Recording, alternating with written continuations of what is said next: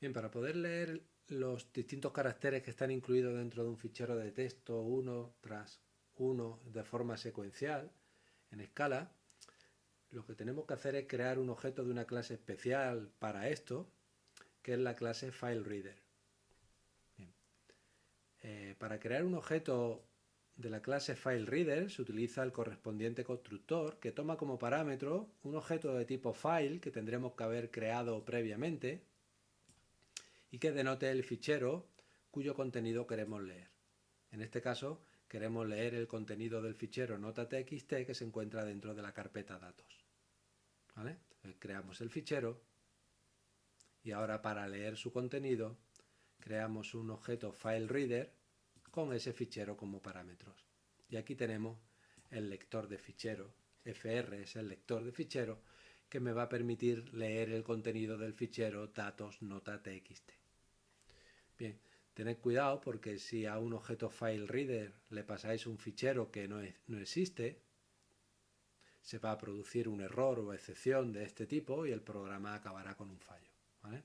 Hay que asegurarse de que el fichero que pasamos por aquí, el objeto file que pasamos por aquí, realmente se refiere a un fichero que exista.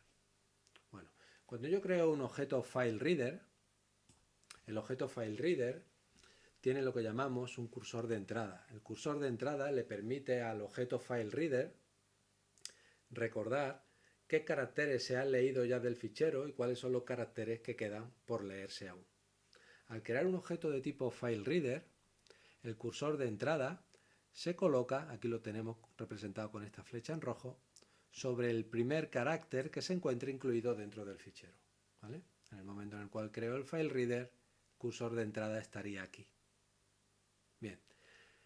Ahora, el objeto FileReader proporciona un método, que es el método read, que como veis toma 0 argumentos. Cada vez que yo sobre un objeto FileReader aplico el método read, ocurren dos cosas. Se mira cuál es el carácter que indica el cursor de entrada, en este caso sería la letra Q.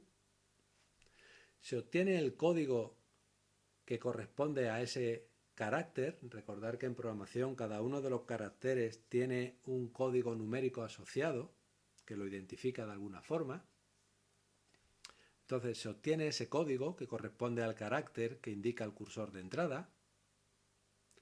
Se mueve el cursor de entrada una posición a la derecha, es decir, el cursor de entrada después de leer el carácter Q y obtener su código ya no estaría situado sobre esta letra Q mayúscula, sino que se situaría apuntando aquí a la U minúscula. Y por último, el método read me devuelve el código del carácter que leímos, no de la nueva posición del cursor de entrada, sino de la previa, del que acabamos de leer.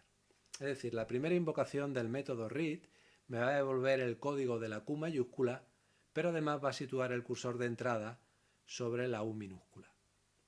Si en esas circunstancias, estando el cursor de entrada aquí, volvemos a llamar al método read, se me devolverá el código de la U minúscula, pero el cursor de entrada se colocará sobre la E minúscula. Y así cada vez que invoquemos el método read, se lee un nuevo carácter, se obtiene su código, se avanza el cursor de entrada y se me devuelve el código. Si eso lo hago suficientes veces, llegará un momento en el cual el cursor de entrada se situará aquí, sobre este último carácter salto de línea. Si en ese momento aplico el método read, se me devolverá el código del salto de línea, pero el cursor de entrada se colocará aquí, al final del fichero. ¿Vale? Bien, en ese momento hemos leído todos los caracteres del fichero. Si una vez que yo he leído todos los caracteres del fichero intento aplicar una vez más el método read,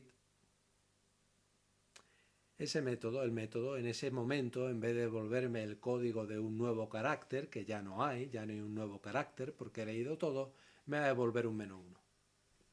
En resumen, el método read, cada vez que se invoca, devuelve el código de un nuevo carácter del fichero y avanza el cursor de entrada, salvo si ya hemos leído todos los caracteres del fichero, y en ese momento lo único que hace es devolver un -1 para indicarlo.